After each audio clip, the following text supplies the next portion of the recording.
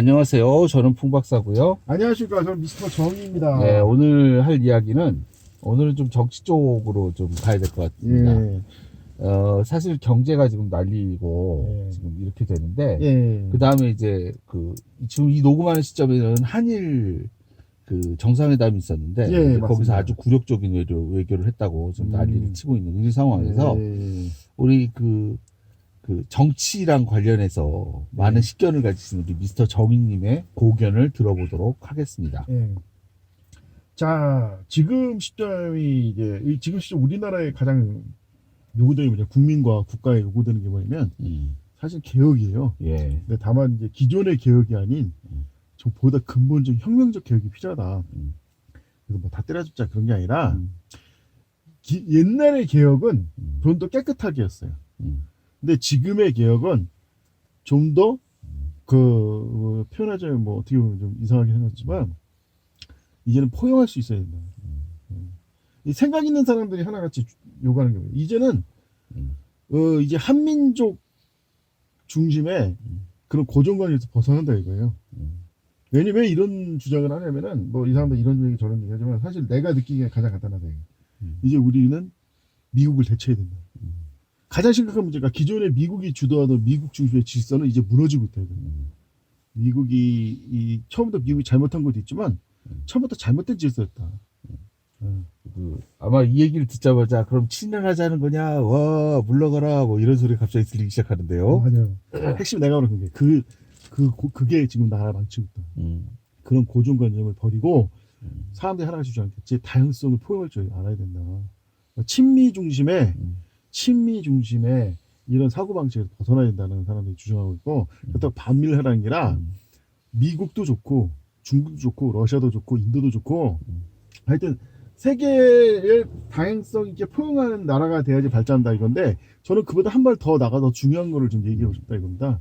내가 진짜 걱정하는 건 지금 지금 우리나라가 갖고 있는 잘못된 생각이 첫 번째는 왜 애국심을 가지면 망한다 이거예요.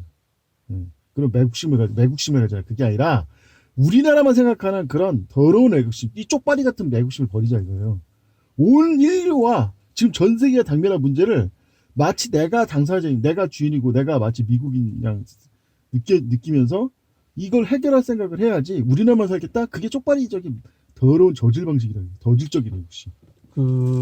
제가 이제 그 얘기를 듣고 생각을 하는 게 이제 모 정당에서 이제는 국익을 생각해야 된다라고 주장을 합니다. 그거에 대해서는 어떻게 생각하십니까? 되도 안 되는 개소리죠. 예. 그러니까 여기가 뭐냐면 이 친일을 하는 게 국익에 도움이 되니 친일을 해야 된다라는 주장이거든요. 이 사람들이. 예. 그러니까 사실은 이제 오늘 본격적인 주제를 얘기하자면은 이제 진정 올바른 애국이 무엇인가라는 게 하나의 주제고, 일단은 그러기 위해서는 먼저 이 국익이라는 말의 진실을 알아야 돼요. 네. 사람들이 이게 요즘 국익이라는 말 개나 소나 다 써가지고 하는데, 국익은 전형적으로 외국노들이 하는 말이에요. 예. 국익이라는 말은 이명박 이전에 존재한 적이 없어요. 난 국익이라는 말을 이명박 이전에 들어본 적이 없어요. 그 전에 국익이라는 말을 아예 안 썼다가 이명박이가 뇌물 비리 사건 자원외교니 하면서 비리를 하려고 쉽게 말해서 천원짜리 만원짜리 만원짜리 탄광을 10만원에 사고서 뒷돈 쳐먹고 그짓거 해가지고, 오죽하면 현지 언론에서 진짜 이렇게 하면은 이거 분할화 관계가 이상해지고 학군갈 수 있어서 안 되는데 하는 우려가 나올 정도로 개판이었단 말이에요. 이럴 때 얘가 이게 국익을 위해서라고 장난질 칠 때 쓰는 말인데, 내용이 뭐냐 이거예요. 국익이란 애초에 국익이란 말이 왜 말이 안 되냐면 간단합니다. 아니 국가가 이익을 따진다니까? 아니죠. 국가에 당장 내가 보기엔 국익에 가장 도움이 되는 게 뭡니까? 종군 위안부를 지금 다시 설립하는 거예요. 길거리든 아니 돈 없는 여자들 꼬셔가지고 외국에 창의로 팔아먹으면 그게 얼마나 뒷돈, 얼마나 용돈 생기고 돈 생기고 얼마나 국익에 도움이 됩니까? 근데 그런 짓을 왜 하냐는 거예요. 망신이기 때문이죠. 국가 망신. 국익에는 도움이 되는데 국가에 도움이 안 돼요. 정확히 말해서 국가 망신되고 우리나라 천년만년 수치가 되는 거예요. 그럼 이게 내가 농담이면서 하냐, 이게 국가적 선례가 있어요. 이렇게 한 얘가 바로 일본 메이지 유신입니다. 메이지 유신. 물론 그 이전에 임진왜란 직전 때도 이끌어가지고, 아니 어떻게 해서 서양에서 대포랑 총이랑 화약을 들여왔어요. 그때 처녀들 팔아먹었다고. 그 뭐 관련해서 할 얘기가 많지만 이거 좀 줄이고 그걸 메이지 유신대 또 해요. 왜? 아니 경제를 발전 당시 이제 근대화 시켜야 되는데 돈이 어디서 나? 하늘에서 떨어지나? 그 종잣돈을 일본 처녀를 잡아서 팔아먹은 거예요. 그래서 유키상이라고 해서 카라 유키상인가? 이게 왜 이 사람들이 이때 당시 이게 얼마나 일본 놈이 출세를 이때 국익이 도움이 됐다는 거예요. 왜냐면 이때 출세한 여자들이 한두 명 있어요. 거기서 창녀로 살다가 유명 외국인 갑부 눈에 들어가지고 부인된 지 첩시돼가지고 진짜 엄청나게 출세한 여자도 한 명 있어요. 한두 명 있어. 이게 지금 이 쪽발이 앞쪽에 말하는 위안부 논리입니다. 핵심이. 예? 근데 그런 경우 근데 이거 관련해서 무슨 이거 지금 요즘 일본 사람들이 얘기를 하니까 예?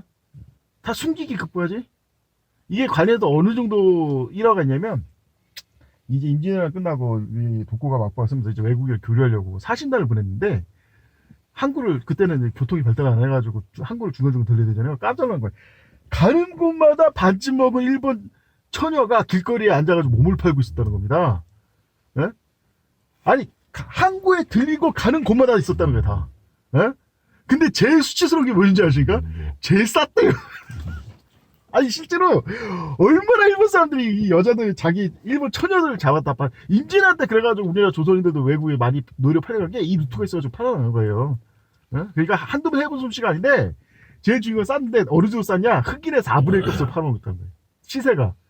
그래서 제일 엄청나게 수치스러웠다는 거예요. 그거랑 관련해서 갑자기 생각이 드는 게 있는데 네. 독일 파병 그 간호원들 독일 파병한 거랑 네, 광부랑 간 거랑이 이거 네. 관련이 있는 거 아닌가요? 아니 그렇죠. 왜냐면은 이게 물론 그 가서 무슨 거시기한 걸 했다는 게 아니라 거기서 위험한 일을 일부러 그러니까 솔직히 그 월남전도 그랬지만은 이 박정희가 왜 쓰레기입니까? 박정희가 완전 매국노 개쓰레기인 이유가 하나를 오면 열을 한다고 이놈이 가장 추잡스러운 게 뭐예요?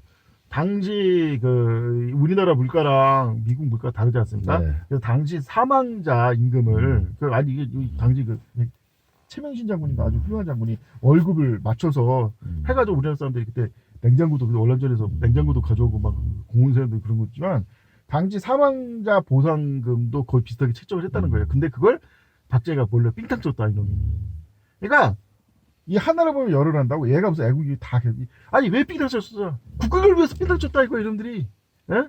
어차피 그게 국가를 통치하는 통치자금으로 들어가서 국가 이익이 된다 이런 식으로. 아니 애초에 왜 반역자가 아니라 왜 친일파를 매국노라고 부르냐 이거요. 국가를 팔아먹고 공사. 아니 그 왜 국가를 팔아먹냐? 국익을 위해서 팔아먹은 거예요 애들도. 어? 아니 왜 국익이란 말이 사기냐면 간단해요. 만약에 우리나라가 북한에 몰래 무기 팔다가 미국이 알아내고서 열받아서 서울에 핵무기를 딱 떨어뜨려봐요. 아니면 뭐 미국은 북한 사주를 받고서 갑자기 미국 바탕에 방한했을 때 납치해서 북한에 넘겨주니까 미국이 화가 나가지고 우리나라 서울에 핵폭탄 터뜨려가지고 1000만 명이 준다고 쳐봐요. 근데 그 중에 우리나라한테 이익이 한 푼도 없으니까 다 계산해보니까 엄청나게 손해 났지만 부분부어적으로 따지면 이익은 분명히 났단 말이에요. 예를 들어서 그 넘겨준 대로 1000만 달러 받고 넘겨줬다고 1000만 달러 이익이 생긴 거예요. 그게 국익이에요. 어떤 추악한 매국노 반역자 국민을 팔아먹고 국가를 망하게 하는 짓을 해도 그 과정에 국가 자체의 이익은 단돈 100원이라도 생긴단 말이에요. 그것만 가지고 부활시대 쓴 말이 국익이라는 거예요. 근데 내가 처음에 말했죠. 국가는 이익을 따진 동네가 아니다. 이익을 따졌으면 그 나라 망쳐두는 거고. 아니 왜 국민들 아까 말했지만 일본 놈들도 창의로 팔아먹어요. 근데 아까 메이지 주신 때 왜 일본 처녀들 잡아다 팔아먹었습니까? 그게 바로 국익을 위해서 한 거니까. 그러니까 일단은 그 파독 광부랑 간호사 같은 경우에는 이제 상황을 가만히 보면 이제 그 2차 세계대전 때 부상병들이 엄청나게 많잖아요. 이 사람들이 이제 젊었을 때는 그래도 어떻게 다니는데 이 사람들이 나이가 드니까 이걸 간호할 간호 인력이 필요한 거예요. 독일이. 근데 이제 중요한 건 뭐냐면 이걸 갖다가 그 독일 사람으로 인건비를 댈라니 말이 안 되잖아요. 그리고 이건 아다시피 전후복구부니까 다 국가에서 되는 거거든요. 그래서 원했던 게 싼 간호 노동력이었던 거죠. 근데 그거에 비해 한국은 당시 그 경제 발전한다고 임금이 낮았으니까 싸게 많이 갔다는 거죠. 마찬가지로 사실 독일이 전쟁에서 엄청나게 많은 사람이 죽었지 않습니까? 그러니까 기초노동 말 그대로 그 우리 얘기를 하는 3D 업종에 일할 사람이 거의 없는 거예요. 그러니까 이거를 이제 대체하려고 우리나라 광부들이 싼 임금에 가서 고생했다. 고생 많이 했죠, 사실. 네. 이게 사실은 이게 그거는 좀 이제 확실히 잘 안 드러나는 게 네. 국익이라는 이 국익이 얼마나 추잡스러운 거지만 그냥 국익하면 가장 대표적인 국익을 위한 행동이 뭐냐면 그 얘기 나니까 딱 생각나. 독소 전쟁. 독일이 소련을 치고 간 이유가 국익을 위해서 치고 간 거죠. 누가 말겠어요. 아니 우랄 산맥 서쪽을 다 먹기 위해서 그것도 소련 사람들 다 죽여버리고 그 위에다가 독일의 새로운 보금자를 만들겠다. 얼마나 국익적인 생각이고 국익적인 행동입니까? 그리고 이익도 많이 봤어요. 거기서 자원 얼마나 탈취했는데 그 전쟁 기간 동안. 대신 어떻게 됐습니까? 분할됐죠. 분단됐잖아요 덕분에. 아주 국익을 치면 확실히 국익이 도움이 되는 일을 했단 말이에요. 그러니까 마치 그런 거랑 비슷한 느낌이 드네요. 국익 얘기를 하니까. 식민지 시절 우리가 식민지로 엄청난 고통을 받았지 모르지만 뭐 철도도 깔아주고 뭐 근대화도 시켜주고 이게 전체적으로 국가적으로 큰 이익을 본 거 아니냐. 식민지 맞습니다. 근대화론 이거야말로 이 국익을 얘기하는 사람들이 주장할 만한 그러니까 그런 거네요. 국익이라는 걸 언급은 할 수 있죠. 국익을 따지는 놈들은 하나같이 매국노들이에요. 국익을 추구하고 국익을 따지는 건 자기도 모르게 매국노들이 오염이 된 거예요. 다시 말해서 국가는 이익을 추구하는 게 아닙니다. 아니 국가이익이 국익이면 개인의 이익은 뭐예요? 그 개이익이에요? 회사 이익이 뭐예요? 사익이죠. 근데 왜 개이익이란 말도 없고 사익이란 말은 없는데 왜 국익이란 이상한 말이 등장했냐 이거. 그건 하나같이 뭐라고 개이익이란 말을 없죠. 사익을 뭐라고 하니까 사실 사회에서는 그러니까 이익이라고 하는데 이익을 따지는 거예요. 국익이 아니라 이익이에요. 그냥 이익은 추잡스러운 거예요. 스크루지나 따지는 거예요. 스크루지 그 이익 따지다 어떻게 했을까? 지옥 갈 뻔했잖아요. 물론 이제 그 동화 속 얘기지만 우리 그득계였으면 이제 교리 안 맞는 얘기지만 국가가 이익을 따지는 건 국가는 지옥을 향해 나갑니다. 나치 독일 일제가 다시 말해서 국익의 결말로가 어땠습니까? 일제가 국익 따져도 어떻게 당했어요? 핵무기를 맞았다고. 태평양 전쟁, 만주사변, 중일전쟁 다 국익을 위해서 했지만 결론은 뭐냐? 핵무기로 끝났다. 핵폭탄으로 끝났다고요. 왜? 국익의 끝이 지옥이다. 더러운 이익을 추구하는데 결과가 좋을 수 있냐? 그러니까 어떻게 보니까 이제 본질과 다르게 이 국익이란 말 자체. 그러니까 이 머리가 삐뚤어진 놈들의 특징이 자꾸 이렇게 이상한 용어를 만드는 걸 좋아해요. 기존의 용어를 자꾸 오염시키고 이상한 용어를 만들어서 사람들의 가치관에 혼란한 짓을 많이 해요. 혹세무민이라는 거군요. 그렇죠. 혹세무민이죠. 그래서 아무리 이 기존의 뭐 용어가 이상하다 해도 함부로 용어를 바꾸면 안 되는 게 원래가. 대표적인 뭐니까 강간이라는 말을 성폭력으로 바꿨잖아요. 근데 이게 성폭력이 은근슬쩍 성추행이나 성희롱과 섞여버리면서 이 사람이 정말 뭘 당했는지 헷갈려버리게 만드는 거예요. 그러니까 진짜 심각한 문제도 본질을 흘게 만들 수도 있다. 이게 아주 이 머리가 삐뚤어지 좌파는 극자들이 쓰는 아주 간교한 술책이랄 거예요. 그래서 일제시대도 요즘 일제 강점기로 바꿨잖아요. 이게 바로 친일교육입니다. 친일교육. 나는 나중에 시간 나면 일제시대의 진실을 좀 얘기하고 싶은데 정신 똑바로 차리는 게 일제시대는 말 그대로 진짜 일제시대예요. 왜 친일파들이 지금 큰 소리 치냐 이거 솔직히 말해서 일제시대의 진실을 숨기기 때문에. 일제시대의 진실이 뭐냐, 우리나라 국민들이 친일을 바랬다는 거 인정을 해야 돼요. 왜? 일제시대가 그럴 줄 알았나? 이 사람들이 외국이 하는 식민지 활동, 제국주의 활동에 현혹돼가지고 영국은 해가 지지 않는다는 헛소리에 망상에 현혹이 돼 있었단 말이에요. 이 식민지가 저렇게 어떻게 관리되는지 모르고 당해보니까 이게 식민지였구나 이거 깨달았지. 이런 식의 근데 이 멍청한 이 독립운동한다는 놈들이 앞장서서 이 사실상은 친일화 교육을 자꾸 시키겠다 이런 식으로 자기 모르게 이 문제는 따지고 나가야 돼. 이러니까 친일파들이 더 큰 소리 치고 있다 지금.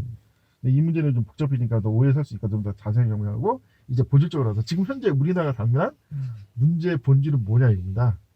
이걸 좀 따지고 싶습니다. 핵심은 그러니까 일단 너무 또 크게 다루면 그러니까 일단 현재 왜 윤석열 대통령이 친일 행각을 벌이고 있나 이걸 사실 좀 본질적으로 따져봐야 돼요. 풍화스 생각에는 왜 지금 현재 일단은 그건 풍화스 인정해야 됩니까? 지금 윤석열 대통령이 친일 행각을 벌이고 있다. 일본 가가지고 인도 다 퍼졌다. 그거 자체에서는 근데 왜 그거 자체는 풍마스의 의견이 없잖아요. 7위 행각 자체는. 네. 그럼 중요한 거 이유가 뭐라고 생각하십니까? 저도 이제 미리 이제 좀 생각한 게 있긴 한데, 예. 그거 아마 이제 우리 미스터 정의님 생각도 아마 같을 것 같긴 한데, 뭐냐면, 결국 윤석열은 지금 진짜 친일을 하고 있는 게 아니라, 미국한테 잘 보이려고 하고 있다. 미국한테 잘 보이려고 하다 보니까, 미국이 원하는 게 그 한미일 동맹이고, 그렇죠. 일본하고 친하게 지내는 걸 원하기 때문에, 결국 그렇게 하는 게 아닌가. 뭐 이런 생각을 저는 해봅니다. 아, 예. 저도 사실 이제 동의하는 게 이게 지금 국민들이 지금 만국으로 가는 이유라고 생각해요. 그러니까 만국으로 하는 이유가 친일을 하냐, 친밀을 하냐, 뭐 침중을 하냐, 친북을 하냐가 아니라 항상 나라가 망할 때는 딱 한 가지 이유로 망해요. 네. 예, 기독교적으로 우상숭배를 망해요. 우상숭배. 근데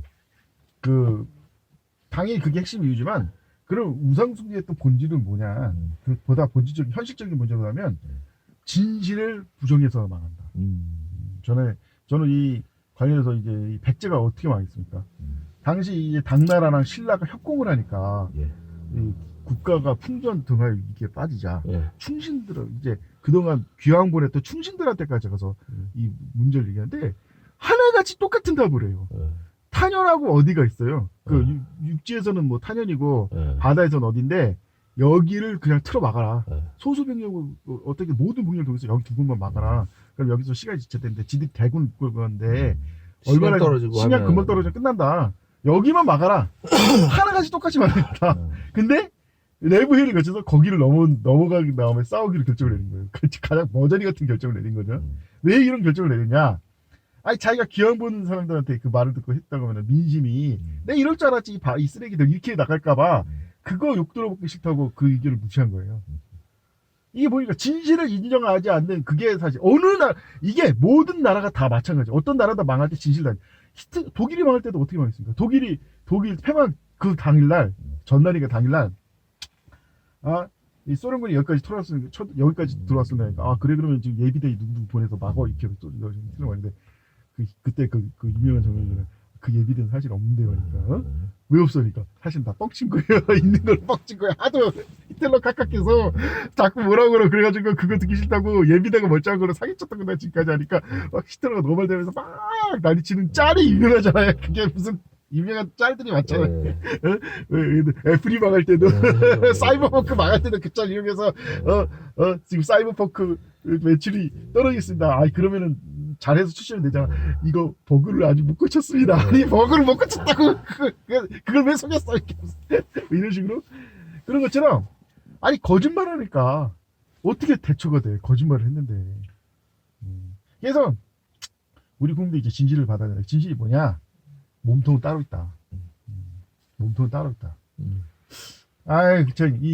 그것이 풍과산이 건국대업이라는 영화 들어보신 적 있나요? 아니요, 잘 모르겠는데요. 사실 저도 그렇게 뭐 영화가 재밌다 그런 게 아니라 이게 순 중국 공산당 선전 영화예요.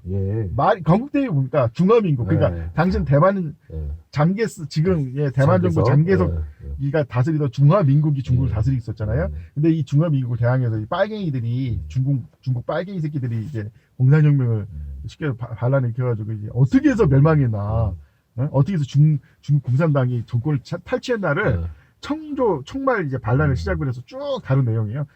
그 공산당 선전 영화다 보니까 기나성 같은 중국 유명 배우, 유명 감독이 다 출동을 해요. 진짜 성룡도 나오고. 근데 그 영화 전반적으로 다 사실 다 헛소리예요. 근데 다 헛소리인데 여기서 한 가지 재미난 얘기 드릴까요? 세상에는 온갖 거짓말과 특히 프로파간다가 난무하지 않습니까? 이 프로파간다에서 진실을 골라내는 요령이 하나 있거든요. 이게 뭔지 아십니까? 뭔데요? 사실 아직 내가 좀 연구를 해봤어요. 이거 좀 얘기가 좀 장하지만 좀 얘기해도 될까요? 이 미국에서 가장 프로파간다스럽고 가장 추잡스러운 선전선동물이 뭔지 아세요? 뭔가요? 미국에서 미국을 덮었던 그게 바로 바람과 함께 사라지다.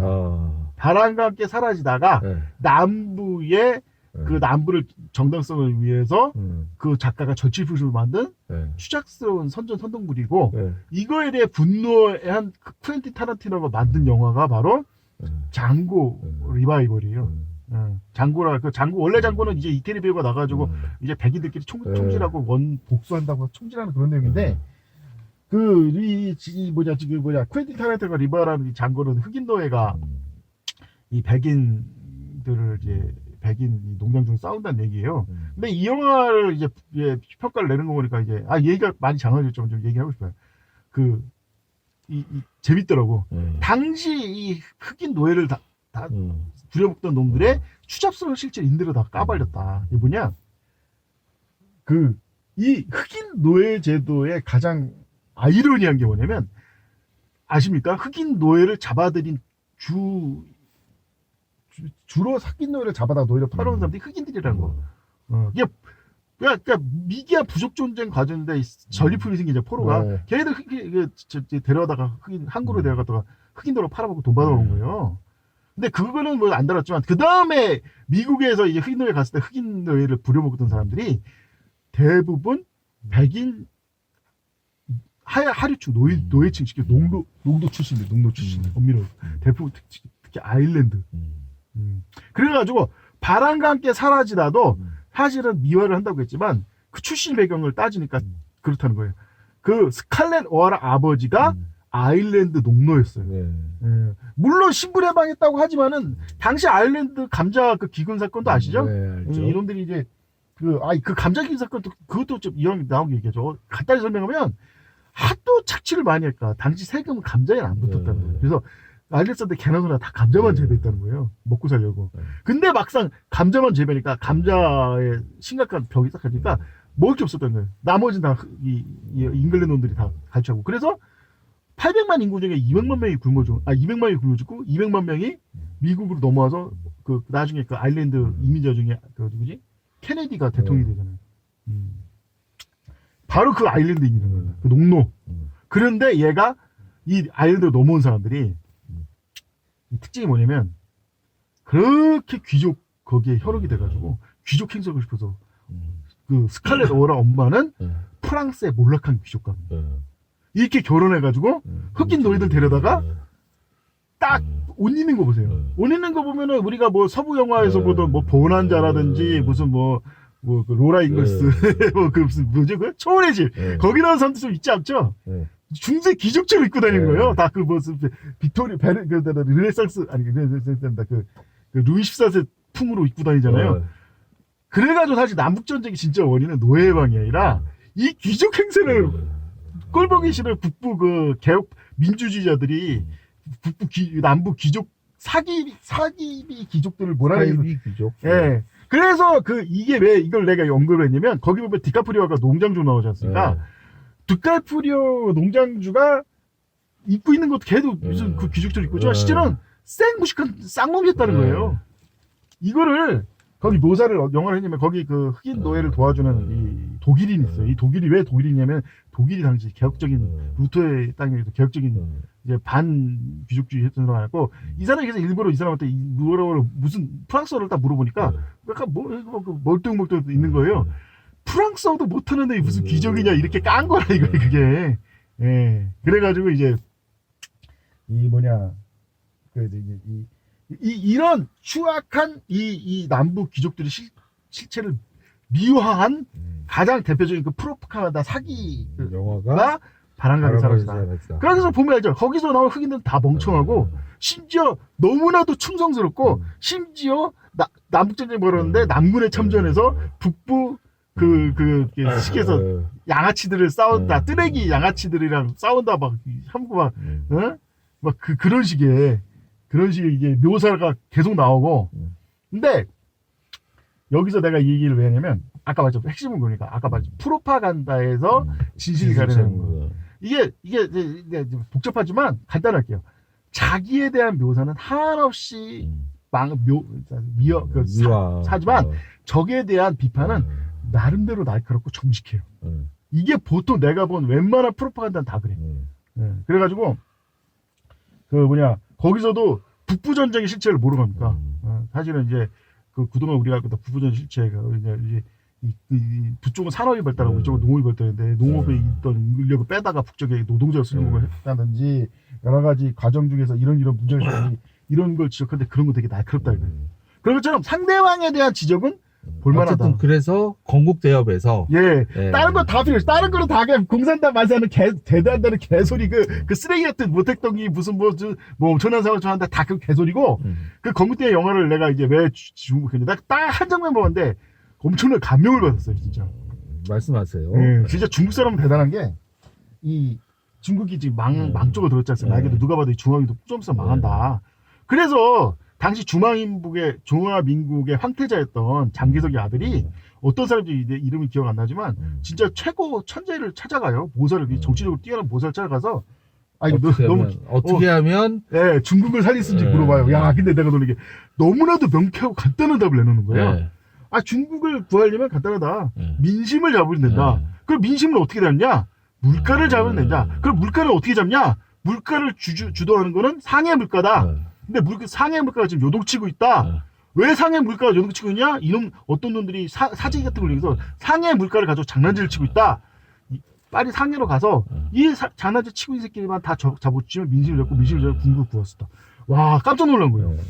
그 엄청난 그 중국의 현대사가 너무나도 간단하게 해결 방법이 있는 거예요. 그래서 장개석 아들이 그 가문을 구하고 중국을 구하는 이로 가서 당시 청방이라는 최고 이제 마피아가 있어요. 중국을 지배하던 이놈들이 물가 장난치는 거 알고서 가가지고 청방을 잡아 조치는데 아니 일반 경찰관도 아니고 장개석 아들이 그러는데 누가 막어 그냥 박살이 나고 있는 거예요. 그랬더니 어느 날 갑자기 청방 두목이 오더니만 딱 한마디 하는 거예요. 아니 왜 우리 피라미예요. 왜 피라미만 잡혀요 억울하게 몸통을 잡으셔야지 하면서 이게 몸통의 이름입니다 하면서 딱 쪽지 하나 썼는데 딱 열어보니까 거기 누가 써져 있냐면 나도 지금 이름은 기억나는데 혹시 송가 왕조라는 말 들어보셨습니까? 영화도 있죠? 송가 왕조면 첫째는 돈을 사랑했고 둘째는 중국을 사랑했고 셋째는 권력을 사랑했다. 그 셋째가 장개석 마누라고 아까 말한 그 장개석 아들의 엄마예요. 근데 아까 첫째는 돈을 사랑해서 중국 최고의 갑부였던 은행장이랑 결혼했다는데 그 첫째가 결혼한 남편의 이름이 거기 적혀 있는 거예요. 얘가 알고 보니까 청방을 사주해서 물가를 조직해서 돈을 벌고 있었던 거예요. 그래서 얘가 고시 끝에 일단 이를 잡아들였는데 잡아드니까 난리가 난 거예요. 그냥 아까 말한 그 송강조 첫째가 오더니 그 일가치적 웬만하면 다 데리고 와서 눈물 콧물 찌면서 가족 간에 칼분이 난다는 거 온갖 막 눈물 콧물 인대로 막 하니까 결국 걔가 굴복해서 반드시 죽여서 중국을 살려야 되는데 얘를 죽이면 살릴 수 있는데 걔를 죽이지 못하고 풀어준 거예요. 그래서 국민당이 망했다. 예, 결국 그래서 중국이 망했다 이겁니다. 네, 사실은 죄송한데 사실 이게 장황하게 해서 죄송하죠. 결론은 뭐냐면 우리 국민도 사는 건 똑같다 이거예요. 제일 중요한 거는 지금 이 많은 분들이 윤석열의 친일 행각에 분노하고 있다. 근데 솔직히 윤석열이 뭐가 저렇게 당당하게 저걸 하고 있겠냐 이거. 일본도 그렇고. 걔네들은 피라미예요. 몸통을 잡아야지. 그래서 아까 풍바스님 얘기했죠. 진짜 몸통은 뭐냐. 미국이라 입니다. 미국을 때려 죽이고 싶으면 미국을 때려 죽여야지. 지금 피라미가 잡으니까 이게 뭐냐? 전형적인 개돼지들이 보게 된다. 이러니까 자꾸 진실을 부정하는. 그러니까 내가 말하고 싶은 건 여기서 제일 오해하지 말았으면 좋겠는 게 그렇다고 반미를 하라는 게 아니에요. 어차피 지금 시대 반미 시대도 아니고 반공의 시대도 아니에요. 지금은 누군 말못 한다. 다 각자 도생의 시대입니다. 다만 진실을 부정하면 안 된다. 어떤 경우에든. 그게 아무리 가혹한 진실이고 아무리 자기의 신념과 그동안의 이 삶을 부정하는 진실이라도 진실을 부정하는 순간 안 된다. 그러면 일본처럼 된다. 일본이 어떻게 해서 원자폭탄 처음 맞았듯이 진실을 부정하는 순간 그렇게 된다. 아이고 이거 장황한 얘기를 들어서 고맙습니다. 너무 잘하는데 아니요. 풍화쌤은 어떻습니까? 나름대로 논리가 있고요. 가만히 보면 이제 전에도 한번 얘기를 했지만 우리가 실제로 지금 현재 실체는 적이라고 생각하고 있잖아요. 예. 그러니까 무슨 얘기냐면 패권 전쟁의 핵심은 한국과 미국의 패권 전쟁이다. 예. 사실 중국은 사실 논외고요. 왜냐하면 걔는 인구가 많으니까 그냥 그래서 먹어주는 것뿐이고 그렇죠. 실상은 우리에게 있어서 정말 패권 전쟁은 한국과 미국의 패권 전쟁이다. 그렇죠. 문화 패권을 쥐고 그 다음에 기술 패권을 쥐기 시작한 한국을 어떻게든 견제하겠다고. 특히 반도체, 배터리. 그래서 온갖 법을 만들어가지고 지금 탄압을 하고 있고. 그렇죠. 근데 지금 어제 뉴스에도 나왔지만 미국 공장에 투자해봐야 실익이 적다라는 그 내용 하에 실제로 지금 미국 투자를 보류하려는 움직임이 계속 보이고 있거든요. 그리고 이제 더 심각한 문제가 최근에 터지고 있는데 예. 계속 물가는 오르고 있지 않습니까? 예. 원래 책정했던 공사비가 막 예. 2배에서 뻥튀기인데 공사비가 지금 원래 책정한 것도 15조인가 뭐 17조 그런 게 예. 2배에서 비면 50조잖아요. 예. 아니 미국의 보조금 전체가 50조예요. 아니 근데 한 회사가 해야 되는 공장 설비가 지금 50조가 들어있는 거야. 이거 진짜 한숨밖에 안 난다는 거예요. 이거는 미국이 실구조를 떠나서 현실적으로 말도 안 되는 지금 이걸 요구하고 있다. 하여튼 지금 그래서 현 상황에서 해결책이 어떤 거든 전제는 반드시 첫 번째 진실을 인정해야 된다. 저는 그렇게 보고 있습니다. 예. 일단은 일단은 실체인 미국에 대한 실체를 우리가 보는 어떤 눈을 가져야 될 것 같고요. 그렇죠. 그다음에 예. 이제 세계를 포용하는 생각. 예. 사실은 그렇게 따지고 보면 우리가 원래 그 한민족의 모토인 홍익인간으로 돌아가야 되는 게 아닌가. 그러니까 지금 너무 우리 민족만 어느 민족만 어느 지역만 너무 거기에 매몰되지 말고 홍익인간이라고 하는 게 널리 사람을 이롭게 모든 사람을 이롭게 하는 뜻이거든요. 사실 그렇죠. 자체가. 예. 사실 그래서 예. 저는 솔직히 아까 진짜 본론으로 다시 돌아가서 왜 이 윤석열이가 친일을 하는가. 예. 첫 번째 이유는 당연히 미국이 원하기 때문에 지금 미국이 원하는 그 세계 패권에 그러니까 지금 미국이 망조가 들었다는 걸 사람들이 인정을 안 하는 사람이 많잖아요. 예. 근데 망조는 이미 들었어요. 대표적인 증거가 바로 예. 사우디 이란의 그 평화 협정입니다. 예. 이것을 중간에 중국이 중재하잖아요. 예. 아는 사람들은 인정해. 아니 중간에 미국이 들어가지 왜 중국이 들어가냐. 지금 이미 중동의 한정만 하더라도 미국의 패권은 끝나버렸다. 사실상. 이런 이거 지금 이미 그 중동뿐입니까? 우크라이나 전쟁 계기로 해가지고 남미라든지 아프리카라든지 지금 미국이 퇴출되고 있어요. 그럼 여기서 이제 또 어떤 사람들은 말했죠. 그러면은 뭐 미국과 중국적인 중국표를 들어야냐?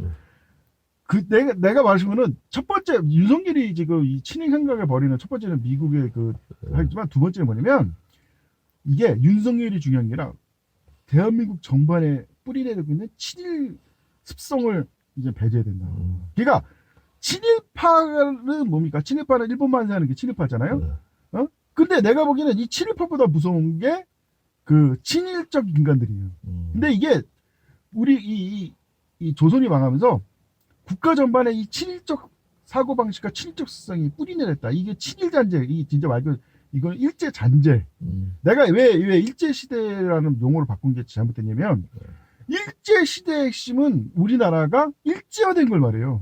예. 일본에 감정됐다는 건, 일본 일제 강점기라는 건 일제가 지배한 거지만, 그거는 눈에 보이는 형태고, 눈에 보이지 않는 일본화 돼버린, 일본의 더러운, 아까 말한 이 처녀 팔아먹은 거, 아니 박정희 칭찬하는 사람들이 쉬쉬한 게 뭡니까? 이 박정희가 경제벌 하면서 제일 먼저 경제벌을 산 게 뭡니까? 창녀를 양성한 거예요. 그러니까 유명한 국제적인 호텔을 만든 다음에 거기다가 일부러 창녀들을 포진시켜가지고 창녀를 막 강제로 납치해가지고 여자들 납치해서 창녀를 만든 다음에 외국 바이어들한테 한 명씩 옮겼잖아요. 일본 그 사업가도 오면 한 명씩 옮기고 막 외교도 그 창녀 외교하고 그러니까 지가 그렇게 덩달아서 강간 막 하고 박정희가 이걸 숨긴단 말이에요. 왜 그럼 이걸 했겠냐? 이것이 일제 잔재이기 때문에. 원래 일본에 아까 말했지만 카라오케상 하듯이 원래 그리고 모든 경제에 있어서 이건 필수이고. 그러니까 이런 추악한 진실을 숨기고 있다. 이게 우리나라 민족이라고 하는 게 예의를 알고 이익을 따지지 않고 도리를 따지는 원래 민족이었지 않습니까? 그렇죠. 그런데 어느 순간 이익이 되면 도리도 필요 없다라는 생각들이 바뀌었는데 그게 다 일제잔재라는 거죠. 그렇죠. 예. 그게 일제잔재가 문제가 뭐냐면 이 국익이란 말이 나올 정도로 발전하고 있다는 게 문제예요. 오히려 이거를 캡슐하도 모자랄 판에 더 사람들이 친일화되고 있고 지금. 솔직히 그런 면에서 제가 솔직히 생각하는 최고의 친일파가 누구냐. 우리나라 역사상 최고의 친일파 2위를 따진다면 저는 2위가 신채호로 생각해요. 왜 그런가요? 간단해요. 걔가 뭐랄까 우리나라에 무슨 종교가 종교가 한국에 대한 종교가 아니라 무슨 종교를 위한 한국이 된다. 불교를 위한 한국이 나 말 대도 안 되는 헛소리인 게 이게 이 사람이 그렇게 따지면은 왜 우리나라 사람은 가족의 일원이 되면 왜 나를 위한 가족이 아니라 가족을 위한 나가 되고 국가의 일원이 되면 국가를 위한 나가 아니라 나를 위한 국가가 아니라 국가를 위한 나가 되냐? 솔직히 독립운동한 게 뭐냐? 나를 위한 국가면 친일파를 해야지. 왜 독립운동을 해? 그리고 또 더 중요한 거, 뭐 우리나라 역사는 아와비아의 투쟁이라는 거예요. 이 미친 쪽발이 같은 헛소리겠지. 말도 안 되는 이게 아와비아의 투쟁이었으면 고려시대 때 심시함에 반란할 때마다 명분이 옵니까?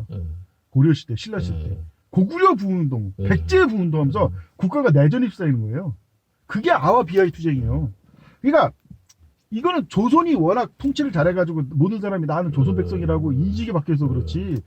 그 신라시대, 고려시대 때만 해도 사람들은 나는 고구려, 신라의 고려이기 전에 그 고구려 후에 백제 후에 이렇게 생각했던 거예요. 조선 때 이렇게 싹 사라졌어요. 그러니까 얘가 이 진짜 역사를 모르고 일본이 가르쳐준 역사, 일본 방식의 이 역사의 방식. 그래서 얘네들이 주장한 게 뭐니까 일본에 천연교가 있듯이 우리나라에는 당근결론이죠. 이거예요. 쉽게 쪽발이처럼 바뀌잖아. 이게 뭡니까? 근데 이 역사 교육이 제대로 안 되니까 이런 친일 잔재, 진짜 친일 잔재. 특히 역사를 얼마나 진짜 우리나라 사람들이 이제 개대지축을 받는 일제 친일파들 개대지축을 받는 첫 번째 이유가 솔직히 말해서 저 이거로 봅니다. 그 우리나라 독립운동가의 역사를 아세요? 예? 혹시 풍박사님 아세요? 우리나라 독립운동가는 원래 처음에 뭐로 시작했는지 아세요? 뭔가요? 친일파로 시작했어요. 한때는 우리나라 독립운동가는 초기에 싹 다 친일파였어요. 혹시 그 역사와 이유를 아십니까? 뭔가요? 간단해요. 당시 우리나라 독립운동의 시작은 구한말에 시작돼요. 근데 구한말 때 우리가 식민지라는데 왜 독립운동하냐? 당시에 그 중국에 4대 있지 않습니까? 이 당시 민족주의, 이게 서구의 민족주의 하는 새끼들이 하나 해가지고, 우리나라는 중국으로 독립을 해야 돼. 이런 망상에 빠진 거예요. 물론, 그걸 부채질한 사건이 있었죠. 그게 바로 위안스카이가 팽패를 부린 거예요. 그러니까 멍청한 이제 이용장이가 위안스카이 보내가지고, 진짜 중산 머리가 좋아요. 그 건국대학에 좀 정확히 알지 않습니까? 중국이 왜 망했는지. 머리는 진짜 좋아요. 이게 중국사람한테 배울 게 많다고. 우리 이 중국을 침략하려는 걸 상을 봤는데 반드시 중국 침략하면 한반도부터 먼저 점령을 해야 된다. 한반도를 점령해서 그걸 거점 삼아야지 우리 침략이 용이하다. 그래서 한반도를 뺏기지 않게 된다. 그래서 위안스케이 보내가지고 그 한반도를 지배를 공고해라는 거예요. 그러니까 이놈이 가서 온갖 행패와 폐악질을 부린 거예요. 자기 이게 청나라 권리를 더럽힌다고. 그러니까 그걸 보고 분노한 수많은 사람들이 친일파로 돌아선 거예요. 그래서 이제 중국으로부터 독립을 해야 된다. 이것이 우리나라 독립운동가 시초고, 독립운동의 시초고, 그래서, 대표적인 독립운동가 누굽니까? 누구죠? 갑자기 기억이 안 나는데? 누구요? 홍범도 장군을 얘기하는 건가요? 아니, 그 사람 말고, 구원말 때 3.1천하. 그 누구더라? 갑자기 이름이 기억이 안 나는데? 홍씨가 맞나? 그런 것 같은데?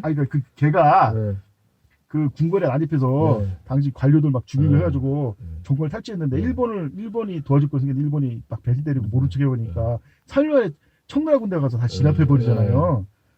걔가 친일파잖아요. 이게 뭐더라 갑자기 기억이 안 나네 그놈. 걔가 우리나라 독립의 쇼치시고 시초잖아요. 근데 걔가 친일파였고 당시 이렇게 모든 독립운동은 다 친일파였고 독립운동의 뿌리가 친일파예요. 그러니까 친일파들이 큰 소치면서 국민들 개돼지 집합하는 거야. 왜? 이런 역사를 망각하고 독립운동의 역사가 뭔지도 모르면서 독립운동 너무 좋아, 독립운동 너무 좋아 이러니까 이 바보들 이렇게 생각하니까 맨날 친일파들이 무시하고 윤석열이나 친일파들이 그 기세가 당당해서 왜야? 이 진실을 부정을 하니까 우리나라 독립운동 역사가 친일이었다는 거. 흉내난도 아니고. 누구라? 있어요. 홍복기도 아니고. 하여튼 뭔데? 홍보식인데. 홍길동 이래도 진짜 홍씨가 이런 홍씨는 욕한 것 같아서. 갑자기 홍씨 하니까 홍상수가 생각나네. 그때는 맞고 지금은 틀리다. 근데 지금 그 제목과도 좀 매치가 되네요. 이 점에 대해서 어떻게 생각하십니까? 초기 독립운동의 시작이 친일파였다는 것에 대해서. 저는 이제 뭐를 얘기하고 싶냐면 성각자라는 게 있었어요. 그러니까 서구 문물을 미리 받아들여서 우매한 그 조선 일반 인민보다 자기가 훨씬 더 지식적으로 깨었다. 그래서 스스로 선각자라고 부르던 애들이 있었어요. 얘네들이 그래서 이제 국가를 이끌어가는 지식인인 것처럼 사람들이 많이 떠받들었는데 이 선각자들이 대부분이 다 친일파였죠. 그렇죠. 예. 친일파 아니면 친구라파, 예. 친구파, 예. 친구라파파 예. 해가지고 사실은 준매국노인데 그래서 사실은 지금 중국에 사실 내가 보기에는 사실은 사람들이 쉬쉬하는 딜레마가 중국을 건국한 사람이 지금 사실 손문 아닙니까? 예. 손문이 사실 친일파거든. 예. 일본에서 교육받은 일본 중국 일본처럼 이게 사실 엄밀하면 이 손문의 그거였고 그러다 보니까 사실 지금 이 중국도 사실은 까보면 친일파다 보니까 이 한일 정신을 추구하지만 이게 모순점이 되게 많다는 거예요. 그래서 이제 나름대로 사실 그리고 나는 중문제 나중에 다루겠죠. 사실 할 얘기 많은데 예. 자 그래서 이 차원에서 다시 본론 들어가서 진실을 인정해야 된다. 아까 말한 건국대회처럼 진짜 이제는 과거에는 이제 옛날에는 미국 패권 주도 시대였지 않습니까? 그때는 그냥 미국 비 맞으면서 미국이 몸통이었지만 모를 척 쉬쉬하면서 넘어갈 수 있었는데 이제는 그런 시대가 지났고 그런 시대가 바뀌고 있다 이거예요. 핵심은 그러니까 이제는 과거처럼 진실을 외면하는 개돼지로 살 수 없는 시대다. 인간이 되든지 구팽이 되든지 둘 중에 하나를 선택해야 돼요. 그러니까 과거에는 개가 쓸모가 있어서 그러니까 토사 구팽이잖아요. 아직 토사 구팽인데 토끼 사냥이 안 끝나는 시대였어요. 옛날에는 미국이 세계를 제패했었고 토끼 사냥이 필요한 시대에서 이제 남았는데 지금 문제는 토끼 사냥이 끝나고 있다는 거예요. 제 시각에 더 이상 토끼를 잡을 수 없는 시대가 됐고, 그러니까 옛날에 미국이 어떻게 해서 월남전이 일으켰죠, 걸프전이 일으켰죠, 이라크 전쟁이 있죠, 아프간 전쟁이 있죠. 이 미국의 지금 이 우크라이나 전쟁이 이 새로운 시대를 알린 신호탄이 되고 있다는 겁니다. 핵심은 뭐겠습니까? 왜 우크라이나 전쟁이 중요한 신호탄이 되겠습니까? 그 풍한 생각은 어떻습니까? 일단 군사 강대국이라고 했던 나라들이 다들 생각보다 별 볼일 않다라는 것들을 이제 느끼게 되죠. 맞습니다. 예. 그러니까 원래는 한쪽 군사력이 막강하니까 한번 확 쓸어버릴 것 같더니 생각처럼 그렇게 안 되고, 아니면 반대편으로 미국의 지원을 받는 우크라이나가 막 순식간에 이제 거기를 소련을 밀어붙여가지고 국토를 다 탈환하고 바로 승리를 외칠 것 같더니 안 그렇다는 거죠. 그렇죠. 아니 근데 이게 나도 진짜 풍화사 얘기 잘한 게 이제 군대가 뭔지를 이제 고쳐낼 때가 되네요. 지금도 이제 정치가 휘둔 것 중에 군대와 전쟁에 대한 진실을 부정했던 건데, 아니 솔직히 말해서 미국이 이랬던 게 하루 이틀입니까? 솔직히 말해서 월남전 때도 그랬고. 아니 솔직히 한국전 때만 그래요. 한국전에 누가 썼냐? 중국 애들이 썼대요. 중국 애들이 그렇게 제대로 된 비행기도 없고, 물론 이제 전투기가 소련이 제트기 지원해서도 했다고 하지만 뭐 변변하면 애들한테 왜 이렇게 휘둘렸냐 이거예요. 왜냐? 전쟁이란 거는 단순히 돈이나 무기만 가지고 하는 게 아니기 때문에 그렇습니다. 옛날부터. 그걸 모르는 사람들이 전쟁을 쉽게 생각하는데 망했듯이, 아까 말한 대로 아까 핵심은 그러니까 토사가 끝나면 구팽이 시작되는 거니까 옛날에는 그나마 미국이 힘이 좀 있을 때는 했는데 이제 우크라이나 전쟁을 통해서 이제 그럴 힘이 아예 없다. 그러니까 이미 우크라이나 전쟁 전에도 미국의 패러다임이 어떻게 바뀌었냐. 이 아프간 이라크 전쟁 직전까지도 미국은 양면 전쟁을 할 수 있다고 큰 소리였었어요. 두 개의 전쟁을 동시에 수행할 수 있다. 근데 해보니까 안 돼가지고 그다음부터 완면 전쟁은 안 되고 일면 전쟁만 된다 했어요.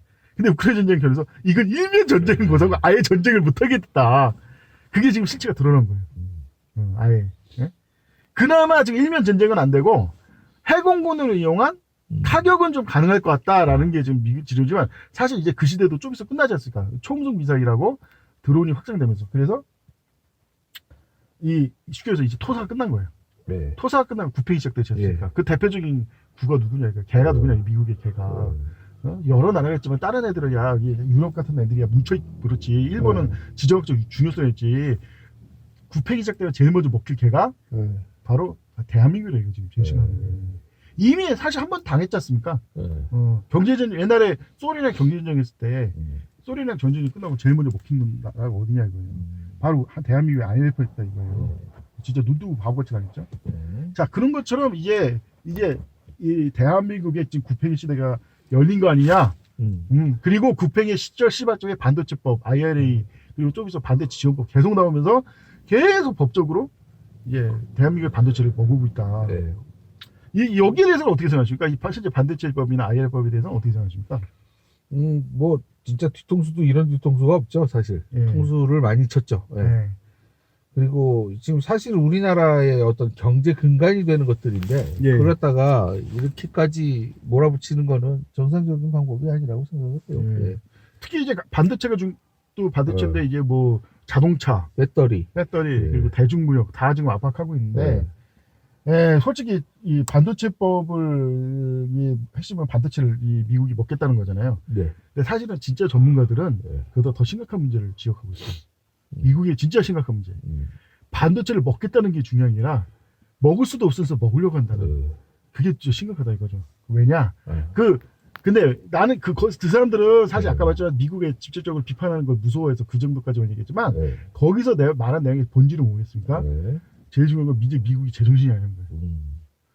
할 수도 없는 걸 하겠다고 난리친다는 건 미친놈만 하는 거예요. 네. 예를 들어서 누가 탁자를 다 먹겠습니다 하면은 그 미친놈이 이제 탁자를 어떻게 먹어? 씹을 수가 없는데 네. 먹으려고 막 이게 막 난리치면은 이 제정신이 아닌데 네. 이 미국이 지금 반도체를 할 수가 없는 이유가 수도 없이 많아요.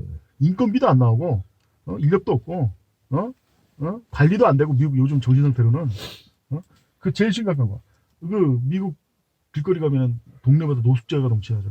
마약 중독자가 넘쳐나고 아니 그런 것도 해결 못하는 놈들이 무슨 반도체야 하는 생각이 들 정도 하고 치안도 안 좋고 그런데 하였다는 건 얘들이 지금 내가 이게 사실은 윤석열이가 사실 윤석열이 문제가 많은 사람이지만 솔직히 윤석열이 그렇게 나쁜 대통령은 아니라고 생각하는 이유가 바로 여기 있는 거예요. 사실 핵심은 저는 이렇게 봅니다. 그러니까 이 윤석열 대통령을 말하기 전에 사실 이 시점에서 사실 제일 가장 중요한 질문을 한번 하고 싶습니다. 품 박사님 생각엔 현재 우리나라가 이 험난한 엄청나게 험난한 세상이 됐단 말이에요. 급변하는 쉽게 해서 명말 청초 같은 혹은 명말과 같은 그 급변하는 시대에서 우리나라가 살아남는 방법이 뭐겠냐? 어떻게 해야지 우리나라가 살아남을 수 있겠냐? 이거를 좀 고개를 듣고 싶습니다. 전 과학자로서 과학 발전이고 인재 양성이 핵심이라고 봐요. 그러니까 예를 들어 보면 인재 양성이 꼭 과학자만 아니고 예를 들어 보면 유명한 가수라든가 문화적으로 뛰어난 소설가라든가 아니면 만화가라든가 이런 인재들을 키워가지고 우리나라가 살아남아야 된다라고 저는 생각을 합니다. 그거 빼놓고는 할 수 있는 게 없어요. 그런데 재미난 게 뭐냐면 과거에는 어떤 물질 생산, 어떤 제품을 잘 만드는 게 핵심이었다면 요즘에는 그거는 일단 기본이고 왜냐하면 그건 양산형이 얼마든지 되고 자동화도 될 수 있으니까. 근데 이제 다음 산업을 이끌 산업은 문화산업이다. 문화 인재를 많이 양성을 해야 되고 창조적인 사고를 기르는 사람을 많이 길러내야 된다라고 생각을 합니다. 근데 이제 가장 큰 문제가 되는 게 뭐냐면 거기서 지금 문제가 뭐냐면 책을 안 읽어요. 책을 문해력이 엄청나게 떨어진다고 지금 문해력을 위한 따로 학원을 지금 차리고 난리가 납니다. 지금 알고 있어요. 애들이 책을 읽었는데 그냥 소리내서 읽었는데 뭔 내용인지 모르는 거예요. 알아요 나도. 그래서 이거는 사실은 이제 개인적인 얘기지만 성경 읽기를 많이 해야 된다. 애들한테. 그렇죠. 애들을 성경을 많이 읽게 하면 이게 이 문해력 들리는데 이것만큼 좋은 게 없다. 그리고 재미난 게 뭐냐면 이 성경책이라고 하는 게 사실은 이게 뭐 원래 그림 같은 것도 다 금지시켰잖아요. 성경에서. 그래가지고 다 글로 돼 있는 거예요. 모든 걸 다 반드시 상상해야만 하고. 그러니까 그 문해력이 떨어지면은 성경을 읽을 수가 없거든요. 그래서 아마 성경 읽기를 하면 문해력 향상에 도움이 많이 될 거다라는 생각을 합니다. 조선을 강한 첫 번째 이유도 사실은 많은 게 있지만 진짜 가장 핵심적인 첫 번째 이유가 뭐냐면 문해력이 떨어져서 망했다는 거예요. 그러니까 외국인 협정을 맺을 때 이게 협정 내용이 뭔지를 모른다는 거예요. 막상 협정이 되고 나서 나중에 그게 실질적으로 발동될 때야 깨달아가지고 땅을 치면서 후회한 적이 많았다. 대표적인 게 유명한 강화도 조약이죠. 강화도 조약의 내용이 뭔지 모르고 협정했다가 대원군이 보고 이거 왜 이런 멍청한 짓을 했냐고 난리쳤을 정도로. 예를 들어서 대표 측량권을 뭐 갖는다. 이게 뭐냐면 이거 측량권을 나중에 전쟁할 때 유리하니까 측량권 갖게도 하고 내가 멍청하게 내줬냐. 뭐 이런 식으로 얘기하고. 사실 그래서 문해력이 중요한 거구나. 사실 키신저가 옛날에 중국을 연구하면서 키신저가 누군지 아시죠? 헨리 키신저. 표면적으로는 이거 미국 최고의 외교관이고 내부는 미국 최고의 학살자라고 하여튼 어쨌든 이 사람은 정치적 능력만큼은 거의 최고인데 이 사람들이 중국을 칭찬할 때 첫 번째가 그렇다는 거예요. 이 사람들이 중국사람이 엄청 똑똑하다. 그래서 그 국가가 완전히 망할 때에도 절대 결국 국고를 결국 지켜냈다. 그 비결이 뭐냐? 첫 번째가 이 문해력이었다 이거예요. 그러니까 그 리홍장이 생각보다 천재라서 이 리홍장이 이 외국의 외국으로부터 나라를 지키는 방법을 얘기해 줬는데 핵심은 그거라 이거예요. 진짜 대단한 거예요.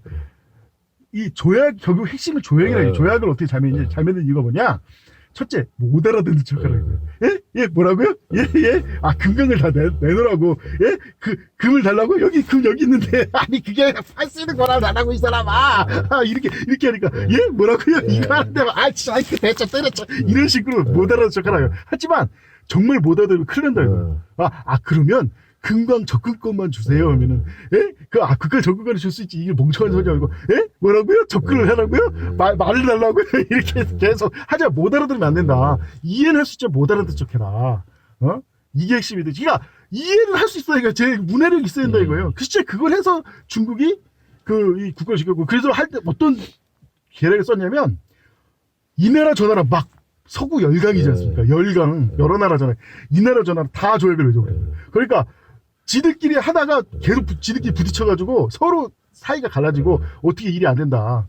네. 근데 이제 중국의 문해력의 가장 큰 문제는 네. 그 문해력을 할 수 있는 사람이 인구의 단 1%밖에 없다는 거죠. 아, 한문 때문에 그런 거예요? 네.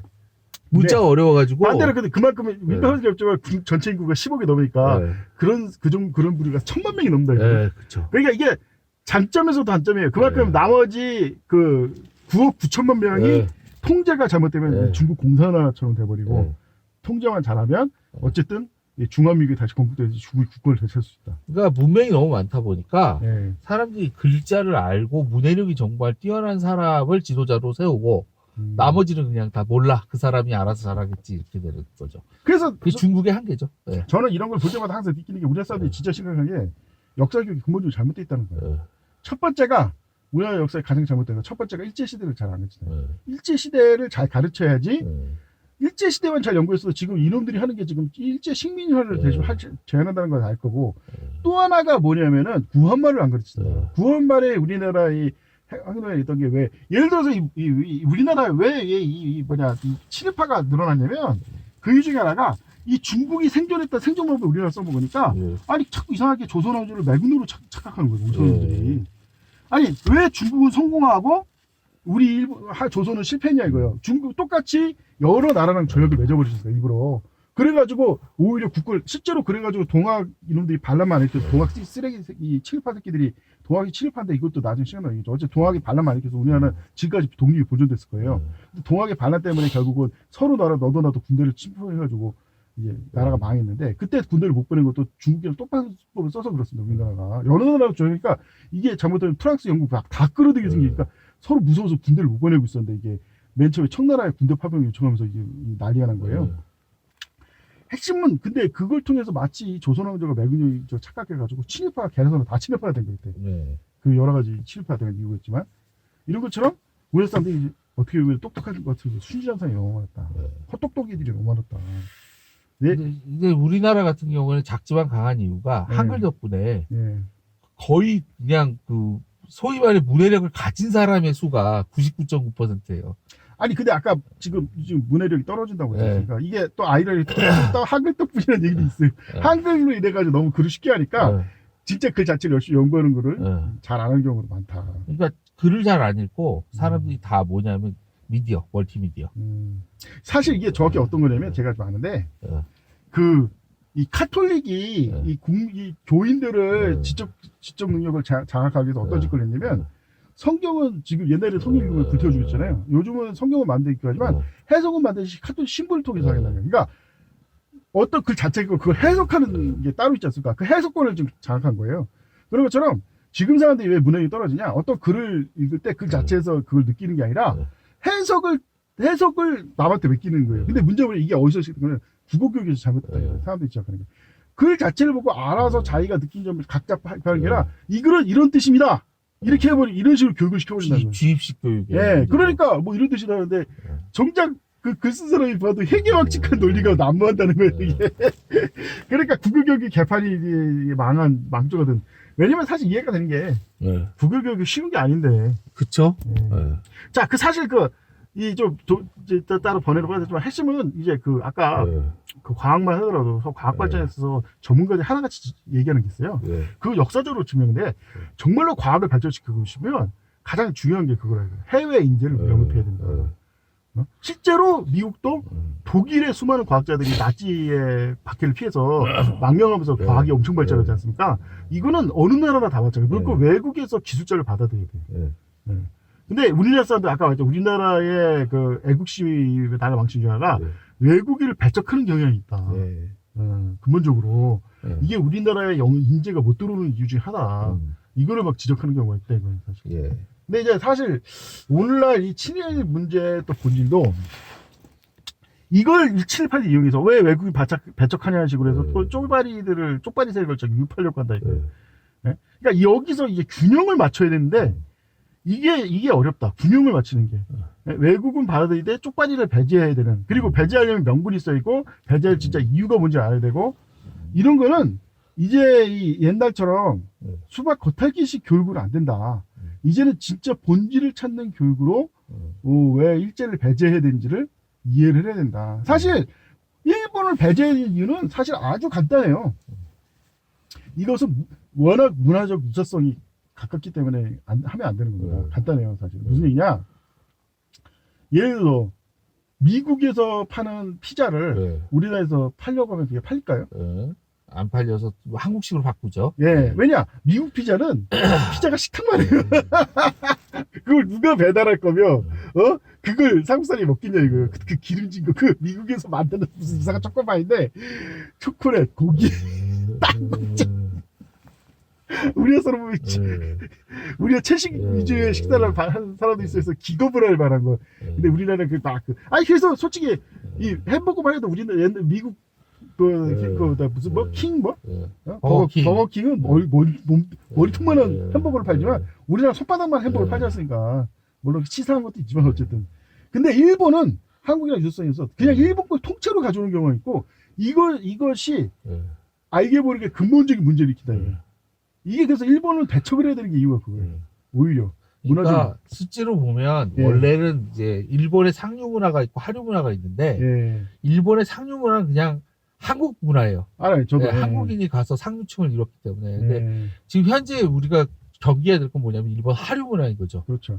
인간성이 배제된 그렇죠. 샤머니즘적인 그리고 이야말로 야만적인 미개하고 야만적인 일본 문화가 잘못 수입돼 가지고 우리나라한테 지금 사회적으로 가장 큰 문제를 일으킨 게 뭔지 아시죠? 이지메 문제죠. 이지메 일진이나 이름 자체가 일본 만화에서 유래된 거예요. 그러니까 그게 이제 학교 폭력하고 얘기한 것처럼 왕따 문제 이게 다 원래 우리나라에 왕따라는 게 없었어요. 근데 일본 문화에서 그런 게 있대더라. 그러니까 그런 게 있대. 그리고 이렇게 수입된 거죠. 그리고 이제 나이도 호송과 하늘면서 5살은 그냥 먹어줘야 되는데 그걸 없앤 것도 일본 문화라. 이것이 온갖 사회 문제를 일으키지 않습니까? 1살 2살 차이 따져가지고 나이 따지고 일본 문화인데 이게 문제가 뭐냐면 문화가 유사성이 높아서 마치 한국인처럼 착각하면서 자연스럽게 들어와 버리는 거 이게.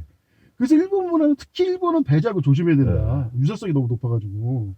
근데 이런 가장 기본적인 이게 공부를 사람들이 이런 걸 모르고 자꾸 일본만 하는 바보들이 있다. 그래서 아까 말했잖아요. 신체호 같은 친일파가 그래서 나타난 거예요. 일본식 교육을 받은? 아니, 굳이 일본식 교육을 안 받았어도, 일본 보기만 해도 너무 좋은 거예요. 일본 멋있어, 일본 좋아. 왜 그렇게 되냐 이거지. 특히 일본 사람들 미개하니까, 미개한 맛에 현혹이 된다, 이 바보들이. 그래서 역사의 깊이를 알면은, 조선이라는 나라가 왜 대단하냐. 조선 이전에는 조선인은 없었고 다 고구려인 백제 후에 고구려인 서로 치고받고 싸웠어요. 그래서 나중에는 고려시대 때는 심지어 계림의 황령 이민이 계림의 황령이 뭡니까? 계림이 살아버리잖아요. 신라수도 내가 신라 후계자다. 그래서 반란이 일으켜가지고 그렇게 서로 치고받고 자기들끼리 치고받고 싸우는데 이민족이 그래 뭘로 보겠습니까? 그냥 시도 뜨듯이 이민족이 여진이고 거란이고 막 들어온단 말이에요. 애들이 지들끼리 싸우는 애들이 뭐가 두렵냐 이거예요. 조선이 겉보기에 문을 했다 문약하다 했지만 워낙 탄탄하게 단결된 나라라서 쉽게 왜 이민족이 우리나라를 침범하지 못했던 건데 그런 것도 그러니까 쉽게 해서 신체화 발전하면 보니까 이제부터 전라도 지금은 하고 있는 지역 감정이 아니죠. 이건 민족 투쟁이지.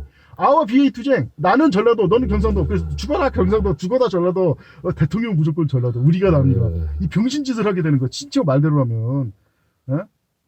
그거를 이제 벗어나야 된다는 거죠. 그렇죠. 그러니까 이제는 이제 아까 말했죠. 몸통을 잡아야 된다. 사실 몸통이 미국이 아니에요. 사실 미국이 아니라 미국이 진실한 거 인정한 거고, 몸통 우리 자신이 정신 상태 뜯어고쳐야 돼. 절대로. 이게 옹고지시라. 과연 조선의 강점은 뭐였고, 특히 사람들이 착각하는 게 지금 우리나라 일제시대에 대한 가장 핵심 이유를 난 따지면 친중을 버려서 반중이 되면서 망했다고 봐요. 저는. 그럼 왜 친중을 해야 친중이 좋은 거예요? 친중은 좋은 거예요. 아니 친중 친일 친미 다 좋아요. 단지 매국을 하지 말라는 거지. 아니 남의 나라에 좋은 거를 받는 게 왜 나쁩니까? 다만 일본이라는 나라는 문화적 유사성이 높아가지고 이거 친이 아니라 매국이 돼버린다. 잘못하면 그냥 한마디로 한순간에 그냥. 심지어는 항일한다는 새끼들도 친일파 매국노가로 쉽게 변절된다니까. 진짜로 같이. 우리나라 일본식으로 물들이고. 어쨌든 오늘 좋은 시간이었고요. 예, 이거 얘기 좀 장황해졌습니다. 많이. 시간이 많이 흘렀으니까 오늘은 여기서 끊도록 하죠. 알겠습니다. 다음에 좋은 시간 보내도록 하겠습니다. 예, 고맙습니다. 여러분 편안하게 잘 들어주시기 바랍니다. 감사합니다. 예.